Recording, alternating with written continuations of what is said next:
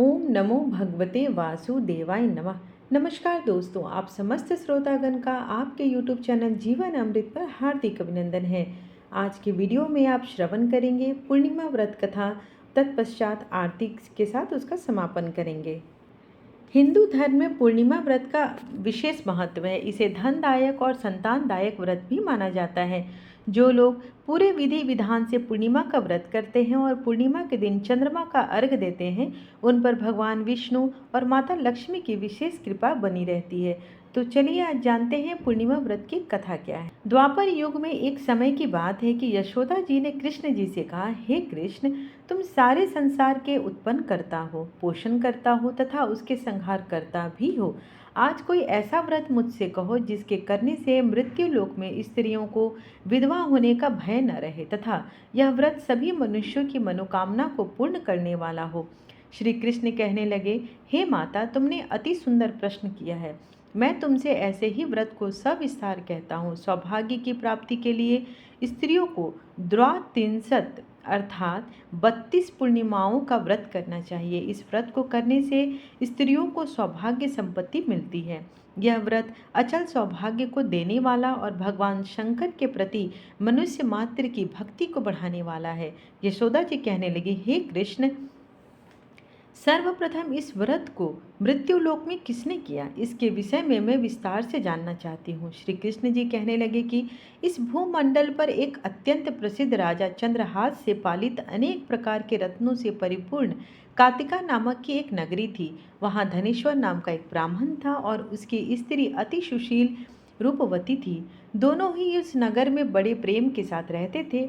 घर में धन्य धान आदि की कोई कमी नहीं थी। उनको एक बड़ा दुख था, उनके कोई संतान नहीं थी, जिस वजह से वह बहुत दुखी रहते थे। एक दिन एक बड़ा तपस्वी योगी उस नगरी में आया। वह योगी बाकी सभी घरों से भिक्षा मांगकर भोजन किया करता था, लेकिन उस ब्राह्मण के घर से भिक्षा नहीं मांग करता था। एक दिन योगी गंगा किनारे भिक्षा मांगकर प्रेम पूर्वक खा रहा था कि धनेश्वर ने योगी को यह सब देखकर उसके समीप जाकर कहा। अपनी भिक्षा अनादर से दुखी होकर धनेश्वर योगी से बोले, और सभी घरों से भिक्षा लेते हो परंतु मेरे घर की भिक्षा कभी नहीं लेते, इसका कारण क्या है? योगी कहने लगा कि आपके धर्म हमें यह बात की आज्ञा नहीं देती है, क्योंकि अभी आप गृहस्थ जीवन में एक सुख से वंचित हैं। आपके घर में संतान न होने पर आपके घर से मैं भिक्षा स्वीकार नहीं कर सकता। जब आपके घर संतान हो जाएगी तो मैं आपके भिक्षा जरूर स्वीकार कर लूँगा। उन्होंने कहा कि जिसे संतान नहीं है उसके घर से भिक्षा लेने से भी पतित होने का भाव होता है। धनेश्वर यह सब बात सुनकर बहुत दुखी हुआ और हाथ जोड़कर योगी के पैरों पर गिर पड़ा तथा दुखी मन से कहने लगा, आप मुझे संतान प्राप्ति के उपाय बताइए। आप सर्वज्ञ हैं, मुझ पर अवश्य ही यह कृपा कीजिए। धन के मेरे घर में कोई कमी नहीं है, लेकिन मैं संतान न होने के कारण अत्यंत दुखी हूँ। आप मेरे इस दुख का हरण कीजिए। यह सुनकर योगी कहने लगे, तुम चंडी की आराधना करो। घर पहुंचकर उन्होंने यह सारी बात अपनी पत्नी को बताई और खुद वन में चला गया। वन में पहुंचकर उसने चंडी की आराधना की और उपवास किया। चंडी ने 16 दिन उसको सपने में दर्शन दिए और कहा कि हे धनेश्वर, जा तेरे पुत्र होगा, लेकिन उसकी आयु सिर्फ 16 वर्ष की ही होगी। 16 वर्ष की आयु में ही उसकी मृत्यु हो जाएगी। अगर तुम दोनों स्त्री और पुरुष 32 पूर्णिमाओं को व्रत करोगे तो यह दीर्घायु हो जाएगा। जितनी तुम्हारा सामर्थ्य हो उतने आँचे के दिए जलाकर शिव जी का पूजन करना, लेकिन पुनर्मासी 32 ही होनी चाहिए। सुबह होते ही तुम्हें इस स्थान के पास एक आम का पेड़ दिखाई देगा। उस पर चढ़कर एक फल तोड़कर अपने घर ले जाना। अपनी स्त्री को इस बारे में बताना। सुबह स्नान होने के बाद वह स्वच्छ होकर शिव जी का ध्यान करके उस फल को खा ले। तब भगवान शंकर की कृपा से उसको गर्भ अवश्य हो जाएगा। जब ब्राह्मण सुबह उठा तो उसे उस स्थान पर आम का पेड़ दिखाई दिया था। वह उस पर फल तोड़ने के लिए चढ़ा, लेकिन वो चढ़ ही नहीं पा रहा था। यह देखकर उसे बड़ी चिंता हुई। उसने भगवान गणेश की उपासना की और कहा, हे दयानिधे, अपने भक्तों के विघ्नों का नाश करके उनके मंगल कार्य को करने वाले, दुष्ट का नाश करने वाले, रिद्धि सिद्धि देने वाले, आप मुझ पर कृपा करें, मेरी मनोकामना पूरी करें। मुझ पर अपनी कृपा दृष्टि दिखाएं और यह फल तोड़ने में मेरी मदद करें। इसके बाद वह पेड़ से चढ़कर फल तोड़कर पत्नी के पास आया। उसकी पत्नी ने अपने पति के कहे अनुसार इस फल को खा लिया और वह गर्भवती भी हो गई। देवी की कृपा से उसे बहुत ही सुंदर पुत्र पैदा हुआ। उसका नाम देवीदास रखा गया। माता पिता के हर्ष और शोक के साथ वह बाल बढ़ने लगा। भगवान की कृपा से बालक बहुत ही सुंदर था, सुशील और पढ़ाई लिखाई में भी बहुत ही निपुण था। दुर्गा जी के कथनानुसार उसकी माता से 32 पूर्णमासी का व्रत रखा। जैसे ही 16वां वर्ग लगा, दोनों पति पत्नी बहुत दुखी हुए। कहे उनके पुत्र की मृत्यु न हो जाए। उन्होंने सोचा कि अगर उनके सामने यह सब होगा तो वह कैसे देख पाएंगे। तभी उन्होंने देवीदास के मामा को बुलाया और 1 वर्ष के लिए देवीदास को काशी पढ़ने के लिए भेज दिया। पति पत्नी ने 32 पूर्णमासी का व्रत किया। दूसरी तरफ मामा और भांजा दोनों रात गुजारने के लिए रास्ते में एक गांव में रुके। उस दिन उस गांव में ब्राह्मण की कन्या का विवाह होने वाला था। उस दिन धर्मशाला में वर और बाराती भी रुके हुए थे। धर्मशाला में देवीदास और उसका मामा ठहर गए। उधर कन्या को तेल आदि चढ़ने के बाद जब लगन का समय आया तो वर की तबीयत खराब हो गई। वर के पिता ने अपने परिवार वालों से विचार विमर्श करके कहा कि यह देवीदास मेरे पुत्र जैसा ही दिखता है, इसके साथ लगन करा दूं और बाद में बाकी सारे काम मेरे बेटे के साथ पूरे हो जाएंगे। ऐसे कहने के बाद वर के पिता देवीदास को मांगने के लिए उसके मामा के पास गए और संपूर्ण बात बताई। मामा ने कहा कि कन्यादान में जो कुछ भी मिलेगा वो हमें दे दिया जाए। वर के पिता ने बात स्वीकार कर ली। इसके बाद देवीदास का विवाह कन्या के साथ संपन्न हो गया। इसके बाद वह अपनी पत्नी के साथ भोजन न कर सका और मन में विचार करने लगा कि न जाने यह किसकी पत्नी होगी। यह सोचकर उसकी आंखों में आंसू आ गए। तब वधू ने पूछा कि क्या बात है, आप उदास क्यों हैं। तब उसने सारी बात अपनी पत्नी को बता दी। तब कन्या कहने लगी, यह ब्रह्म विवाद के विपरीत है। आप ही मेरे पति हैं, मैं आपकी ही पत्नी रहूंगी, किसी अन्य की कभी नहीं। तब देवीदास ने कहा, ऐसा मत करिए क्योंकि मेरी आयु बहुत कम है, मेरे बाद आपका क्या होगा। लेकिन उसकी पत्नी नहीं मानी और बोली, स्वामी आप भोजन कीजिए। दोनों रात में सोने के लिए चले गए। सुबह देवीदास ने अपनी पत्नी को 4 नगों से जड़ी एक अंगूठी दी और एक रुमाल दिया और बोला कि हे प्रिय, इसे लो और संकेत समझकर चित्त में हो जाओ। मेरे मरण और जीवन जानने के लिए एक पुष्प वाटिका बना लो, उसमें सुगंधित वाली एक नव मल्लिका लगा लो। उसको प्रतिदिन जल से सींचा करें और आनंद के साथ खेलो कूदो। जिस समय और जिस दिन मेरा प्राणांत होगा उस दिन यह फूल मुरझा जाएंगे। यह सब देखकर हरे हो जाए। अगर मैं जीवित रह गया तो यह सब हरे हो जाएंगे, तो जान लेना कि मैं जीवित हूँ। यह समझाकर वह वहाँ से चले गए।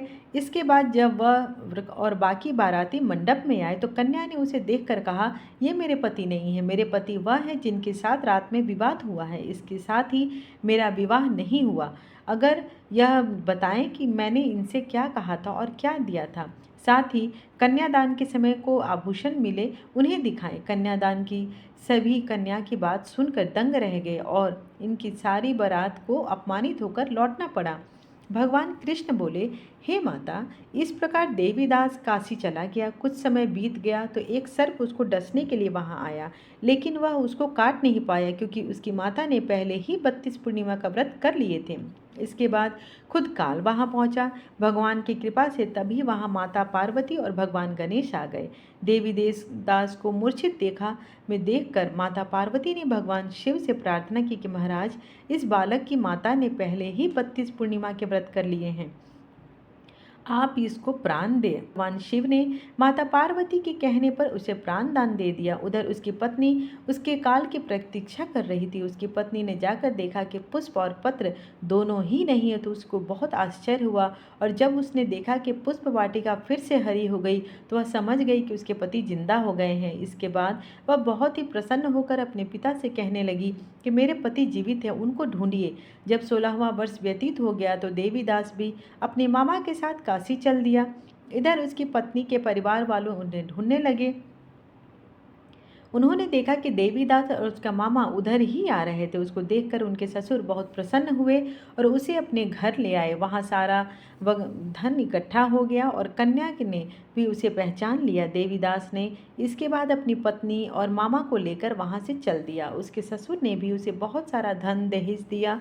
जब वो अपने घर की तरफ चल रहा था तो उसके माता पिता को लोगों ने खबर दी कि तुम्हारा पुत्र देवीदास अपनी पत्नी और मामा के साथ आ रहा है। दे ऐसी समाचार सुनकर पहले तो उन्हें विश्वास ही नहीं हुआ, लेकिन जब देवीदास आया और उसने अपने माता पिता के पैर छुए तो देवीदास के माता पिता ने उसका माथा चूमा और दोनों को अपने सीने से लगा लिया।